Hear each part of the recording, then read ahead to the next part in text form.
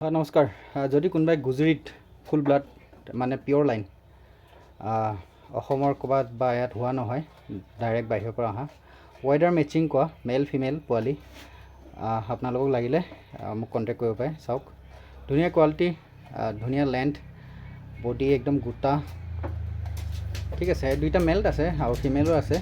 ফিমেলকেইটা ইপিনে বন্ধা হৈ আছে, কিন্তু মেলকেইটা ধুনীয়াকৈ খাই আছে কাৰণে মই আপোনালোকক দেখাই দিলোঁ।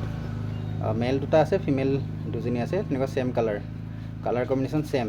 তো আপোনালোকে যদি কোনোবাই লওঁ বুলি ভাবি আছে, পিয়ৰ ব্ৰিডত কাম কৰিম বুলি ভাবি আছে, দুটা তিনিটা লৈ, তো কণ্টেক্ট কৰিব পাৰে মোক। আৰু চাওক মই আপোনালোকক কৈ দিব বিচাৰোঁ আগেই, এইবিলাক ৰাজস্থানৰ ছাগলী হয়। ৰাজস্থানৰ পৰা আনোতে আপোনাৰ ৰাজস্থানৰ পৰা ছাগলী প্ৰথম ইউ পি আহে, ইউ পি পৰা আকৌ অসম আহে, তো অলপমান কষ্টিং বাঢ়ি যায়।